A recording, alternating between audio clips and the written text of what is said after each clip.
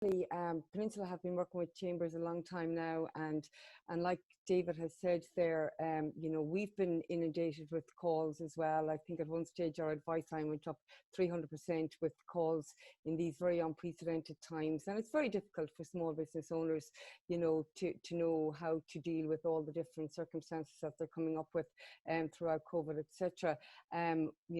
Examples of the types of calls we've been getting are like obviously businesses having to restructure, dealing with layoffs, redundancies, downsizing, etc. And then obviously the welfare of their employees as well, and everything that comes with that, and anxieties and stresses that they may have. So I'm here with my colleague Susan, and Susan is one of our HR experts who specialises in our employment law advice in this area. And I just want you to enjoy the event, and I'm going to pass you over to Susan now. I will touch base with you at the end, and we can talk a little further then on how we can help you going forward. Thank you. Good morning, everyone. So I suppose our first area that we're going to discuss is ensuring a COVID-19 secure workplace.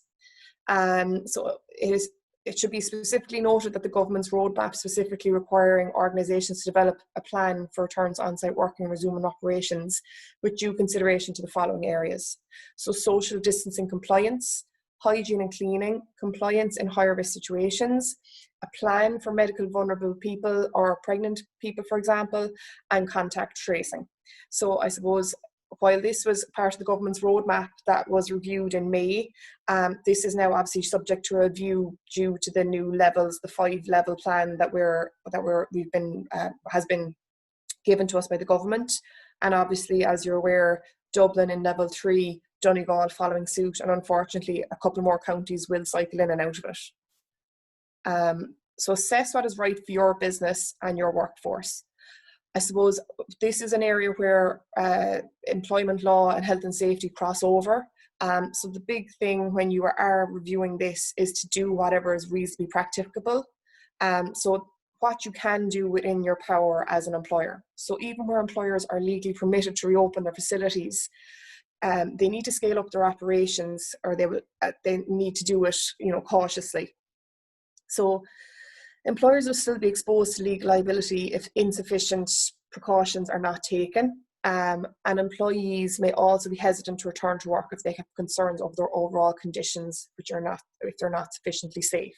So I suppose this is something that on the advice line we would have come across a major kind of hesitation from employees returning to their workplace, in that they didn't feel safe.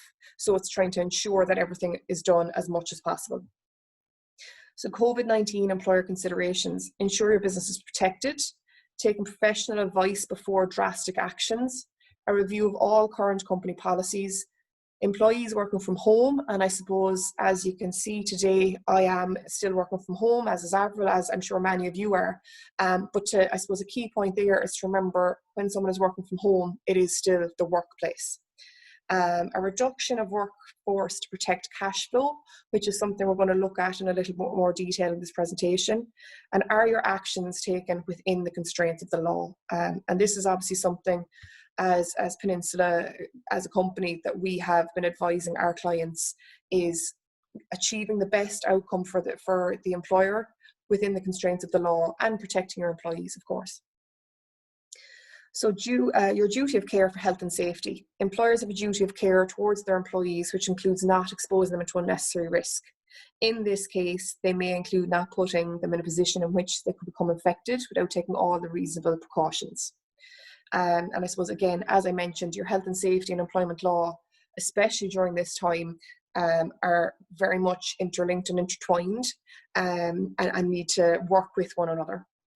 Also, well-being. It's important to acknowledge that your employees will be worried about the virus, and that in most cases, these concerns will be valid. In addition to having a duty of care to protect health and safety, you also need to consider their well-being and remind employees of any well-being initiatives you have. And I suppose on that point, the Health and Safety, Welfare and Wellbeing at Work Act was updated in May, So it was an amendment, which means it came into effect immediately.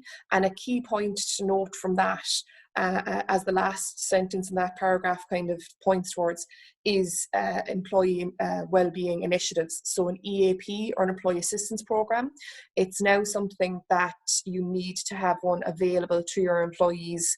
And it's also, covering off further your duty of care, and sometimes preventing you from being that agony aunt, blurring the lines between employee and employer. You can be there in person to listen to, but at a certain point, are we qualified, and do we need someone who can, a completely unbiased and impartial ear that person can speak to?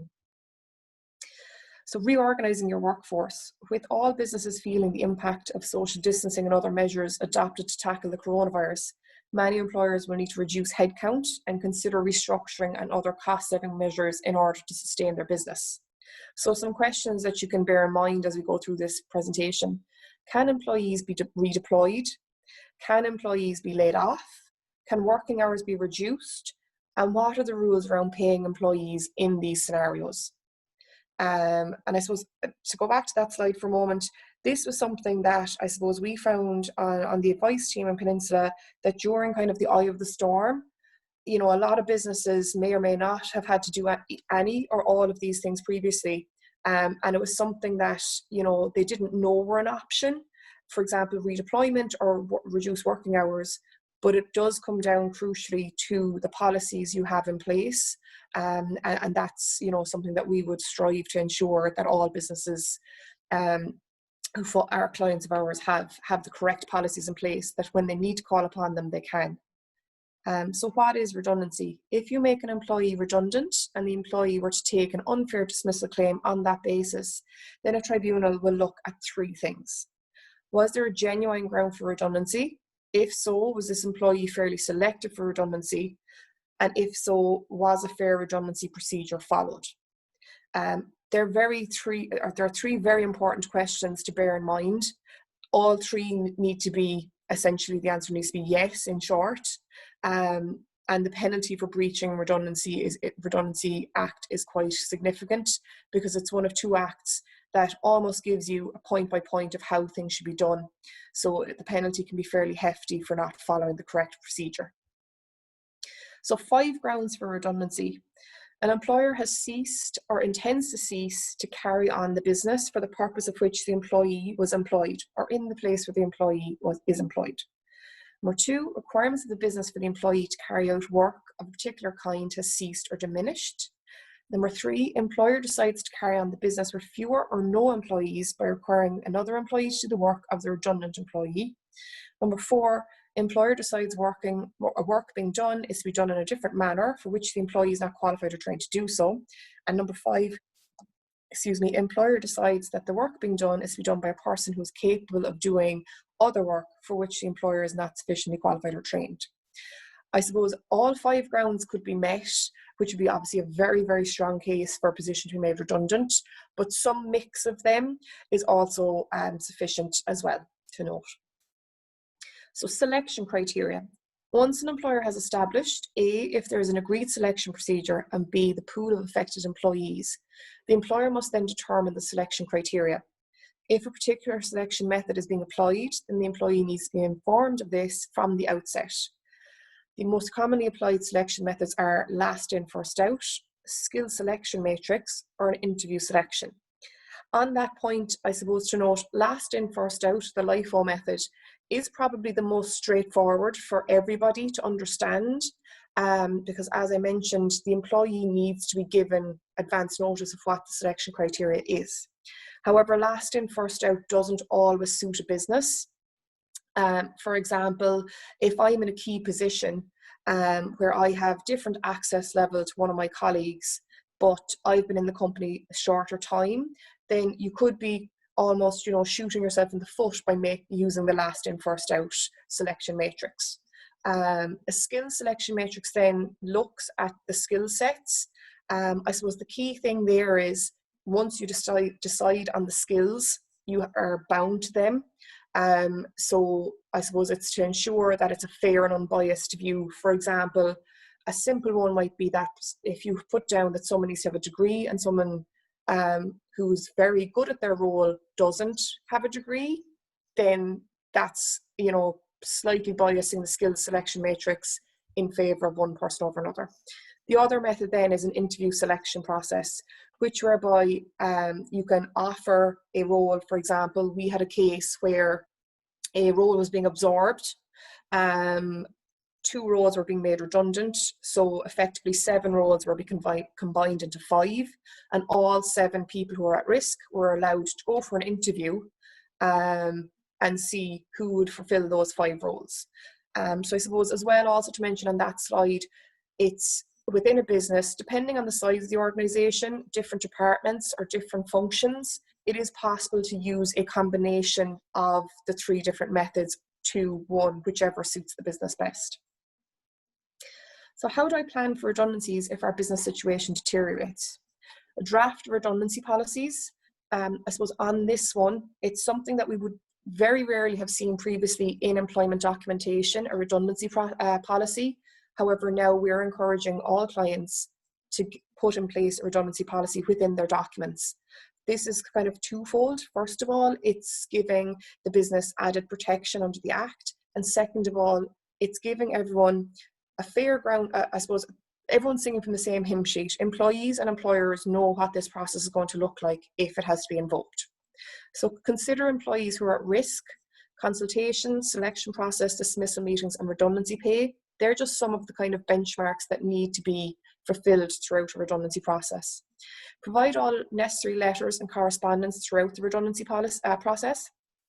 Again, I suppose in a partnership with someone like ourselves, Peninsula, we do all that in tandem with yourself. But I suppose it's kind of, you know, the cliche, if it's not in writing, it didn't happen. So any meeting that, whether it's an at-risk meeting, a consultation meeting, whatever it is, it needs to be followed up in correspondence. And then as well, you're dating that you've left the correct amount of time and that you've hit the right benchmarks. And then calculating outstanding holiday pay. For some of you, I'm not sure, possibly if you have someone on layoff, you don't accrue annual leave while you're on layoff, but in the notice period you do. And as well, if you've been on layoff part of the year, I suppose ordinarily we don't exhaust layoff like we have during COVID-19 times.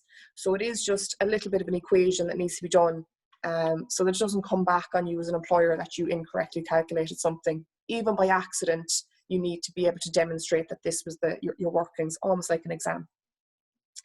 So suitable alternatives. If an employee's position is being made redundant and they're being offered alternative employment, then this can have a big bearing on whether or not the employee is entitled to a redundancy payment, provided that they have the requisite service, which is 104 weeks. So if the alternative employment is suitable and the employee unreasonably refuses the offer, then they will not be entitled to redundancy payment. So this often begs the question, what is a suitable alternative?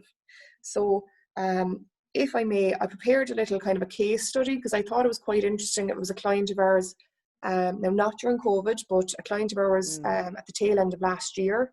And it was an interesting case that on the surface looked very straightforward, but this is the level of detail that we need to go into when we're looking at the redundancy process. So let's take the following scenario. John is from Tullamore and he works for ABC Manufacturing near Mullingar. This is a 40-kilometre commute. ABC Manufacturing have just acquired an excellent site and are relocating their entire operation to a more modern premises just outside of Burr. For John, this is a 36-kilometre commute. John has declined the offer of alternative employment and wishes to be paid redundancy pay. ABC Manufacturing feel that this is an unreasonable refusal as the work is the same and John will have a slightly shorter commute. And the new premises is more modern, more comfortable to work in. So I suppose the question that was begged here is John entitled to redundancy pay? And I suppose as part of our role, it's stress testing that a redundancy, you know, no matter what thread is pulled, that it is genuine and will be upheld. So in this case, I suppose from initially reading those few points, it seems like a very reasonable offer. And from ABC's manufacturing point, just without kind of, you know, probing a bit deeper, they think they're doing right by John. So when we probed a little bit deeper, the key question was, why is John refusing? So some questions that we delved into, for example, if John's partner also works in Mullingar, they only have one car and they need to drive to their respective jobs together. And if John's relocated, he may have to drop his partner to Mullingar, then go on to his route, or his job rather, tripling his commute. So do they need to buy a second car? Can they afford to buy a second car? Does he have a company car?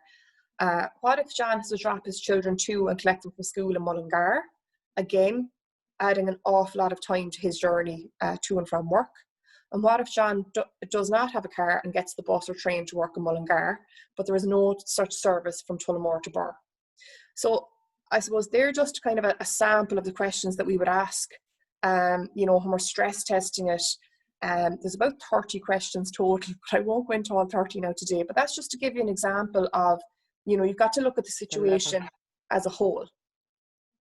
So on the face of it, the job in Burr appears to be suitable, but it would be a reason for John to reasonably refuse the offer and be paid redundancy pay.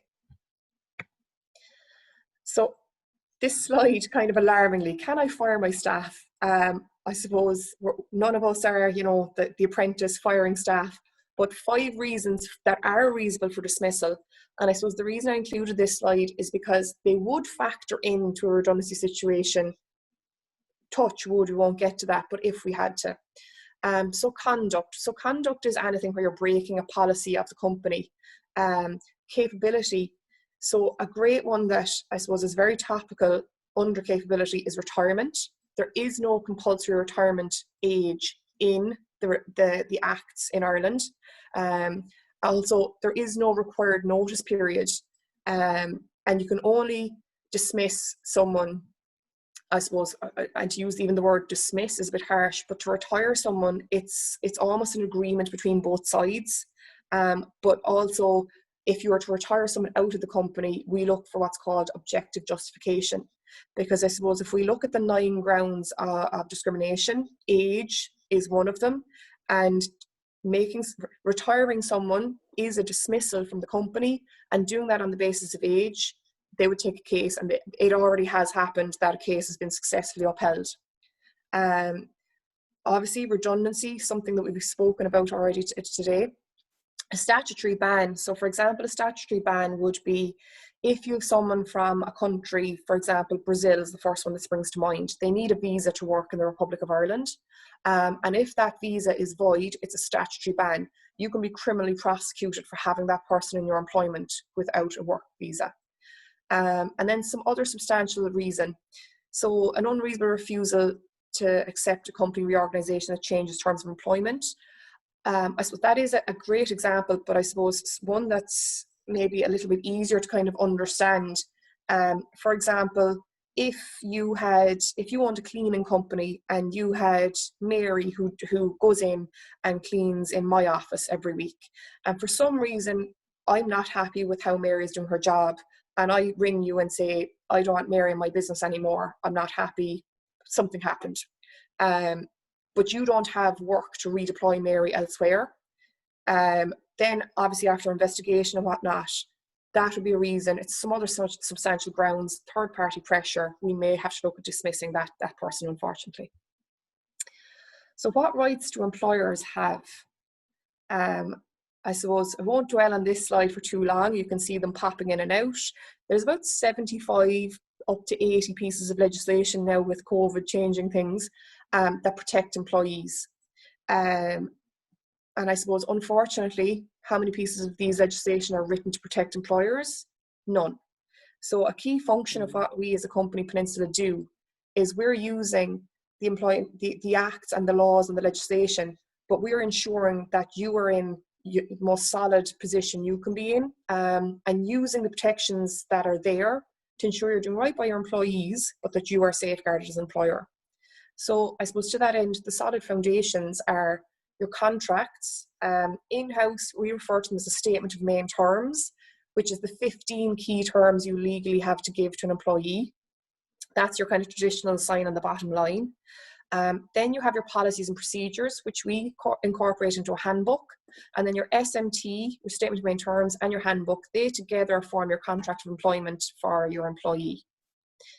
So I suppose I kind of explained this slide, jumping ahead of myself. So protecting the working relationship. So your commercial provisions, that's your contract, your statement of main terms. It's the rights of the employee, and it's the legal obligations from an employer to an employee. So for example, that is the address of where the employee is going to work, their rate of pay, how frequently they'll be paid, and what means they'll be paid. And I suppose key to note on those 15 main terms, they were brought into effect last year on the Miscellaneous Provisions Act in March 2019. To change any of those 15 terms, you need written consent from an employee.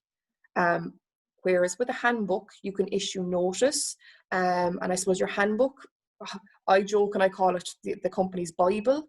Your staff handbook has your policies, procedures, and all your obligations as an employer. But I suppose to break it down kind of 3 parts, you have your policies that are in line with codes of practice. So things, for example, like your disciplinary policy, your grievance policy, what your policy for applying for annual leave is.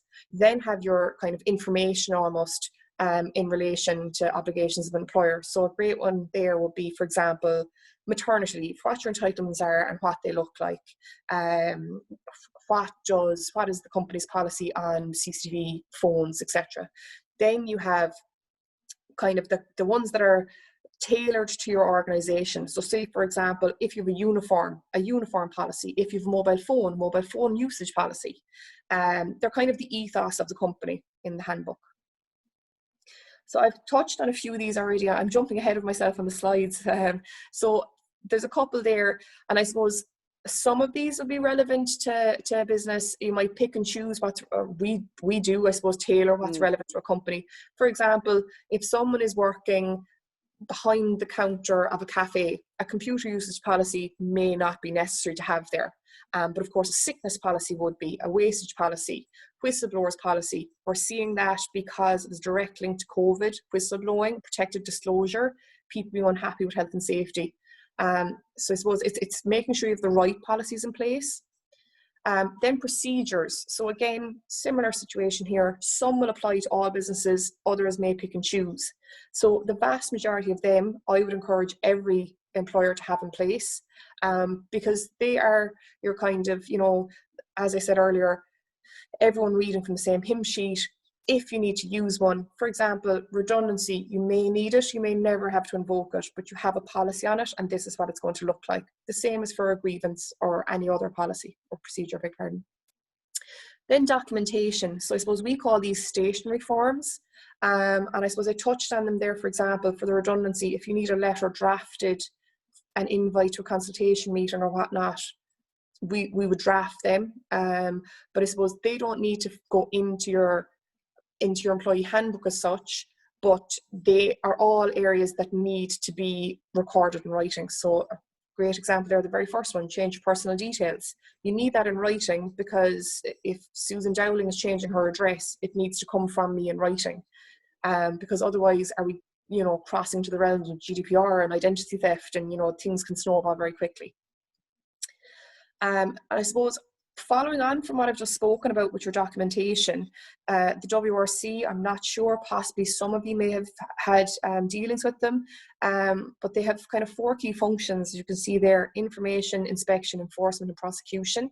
And especially at the moment with the requirements that the government have instated, they are inspecting premises and they are coming to employers.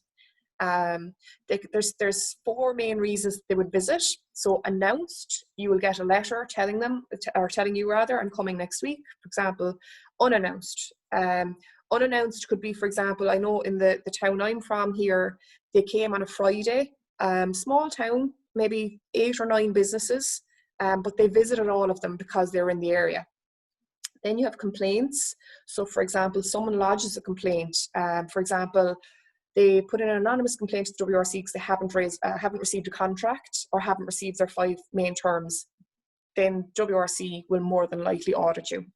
And then sectorial. I suppose sectorial is more when we're speaking about a specific industry type. So a good example of that, and I know we definitely spoke about it, Avril and I, during the course of the kind of reopening of the economy, hairdressers opened on a very specific date. We saw a lot of hairdressers audited by the WRC on that date.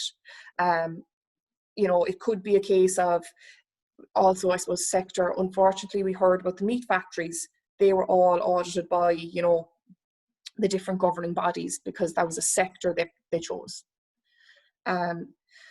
So I suppose managing coronavirus and anxiety in the workplace. So during times of uncertainty, it's important that employers continue to fulfill their duty of care and take practical measures to protect the health and well-being of their employees. So I suppose some key tips for the workplace: don't cause panic. This is the first and most important for any communication with the team. It should be sent internally and it should be measured and proportioned to the most recent update. I suppose we've all kind of seen the news and, you know, everyone is a bit on edge. What's happening? You know, I know in Dublin on Friday, 2 weeks ago, it was like they flipped a switch. And people were very kind of, what does this mean for my job? Can I open my business? Can I not? And I suppose it's to kind of take it from the approach of, you know, let's assess what we're going to say before we say it and not cause panic. Educational materials. So promoting hygiene best practices across the workplace by displaying educational posters. We've all seen, you know, the yellow posters about hand washing and face coverings. Think about the locations where they would be most effective. For example, toilets, kitchens, you know, entrances, notice boards. This will reassure your employees that you're taking the issue seriously. And then for me, I think a fundamental one here is training. So consider providing additional training opportunities for team members in key areas. This gives you more flexibility and allows your employees to fill in for absent colleagues if needed. As a result, they'll have more positive effect on your employees' mental well-being, and it gives your team members the opportunity to develop their skills further, thus making them feel more valued in the workplace. I think as well, for me, this one is definitely about empowering the employees, that they know what they should do and when they should do it, and what good looks like in that situation. Because I suppose, you know, we all know ourselves, even from going to the grocery store, it's now force of habit. You put on your mask, you sanitize your hands, and off you go. But we've been conditioned into that. So I suppose it's training people and empowering them for whatever measures come into effect. So be prepared for plans to change. And I think, I suppose, especially in your geographic location, this is something, it's on the tip of everyone's tongue, the levels changing. So a designated individual should check the websites for the HSE and government officials every day for any changes in guidance. Not to sound like a barefaced plug, but I suppose it's something that I joked with Avril and some of the other team on the calls, that I felt like I was studying for another degree trying to keep up with the changes. So, you know, I suppose it's having something, for example, I know with Peninsula, the app was sending push notifications to employers what they needed to know and when they needed to know it, because that's a very kind of arduous task to be checking all the websites to see what's changing. By complying with any such official guidance, employers can demonstrate they're taking reasonable steps to return to normal in a way that prioritises employee safety. And I suppose whether it's for our employees or for ourselves, we all want everyone to kind of do the best they can to get through this as well. And be prepared for restrictions to tighten and loosen. So officials have already warned that these restrictions, once loosened, may need to be tightened again if it turns out relaxing restrictions is premature. And I feel very much we are in this, you know, I have the news headlines on often beside me when I'm working here, and we're going to cycle in and out of levels, and I think we all anticipate that happening. Employers should be ready for such possibilities and build sufficient flexibility into their plans to provide for quick adjustments as needed. Employers should communicate the possibility clearly to employees whose cooperation and flexibility may be needed in coming months. Be responsive to employee sensitivities.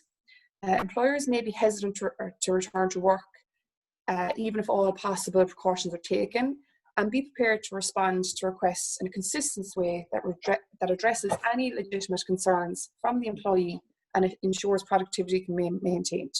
Just on them, it's about the flexibility is the key point to take away from that slide.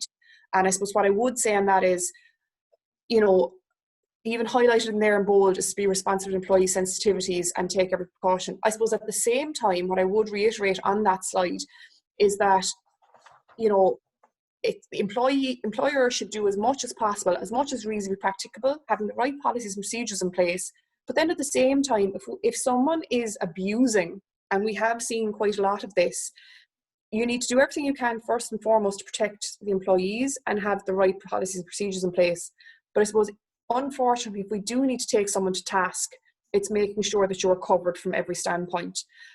So being, sensitive to the employee's needs, of course, is paramount. We saw the return to work protocols.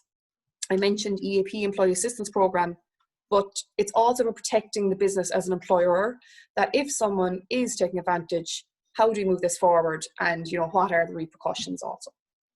And I suppose that's the end of my presentation. I might will I leave this slide up for a second, Avril, or will I take it down, or what suits you best? No, that would be super, guys. And look at my number. Thank you very much, Susan. That was great.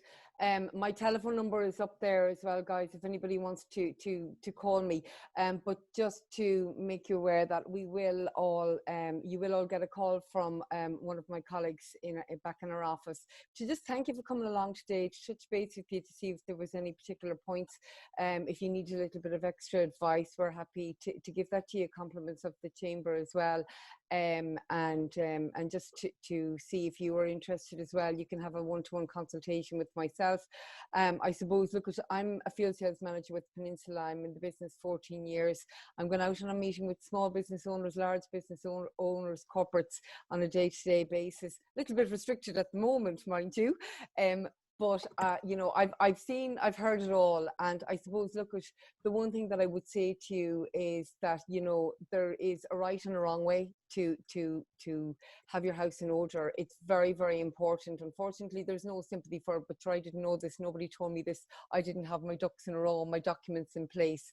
And remember as well, at the same time, folks, that all you want of your staff, particularly now, is for them to come into work in, happy and healthy, and go home happy and healthy, do an honest day's work for an honest day's pay to the best of their ability. But it's very, very important for you as business owners, more so now as well, to try and keep people secure in their job, in the workplace as well, that you have all the correct measures in place. And as Susan has said, this is all boiling down to the documentation.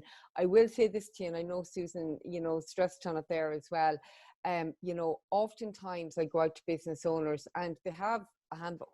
However, it hasn't been tailored for their business. And I really, really want to emphasize that point, how important it is that you look at each individual business.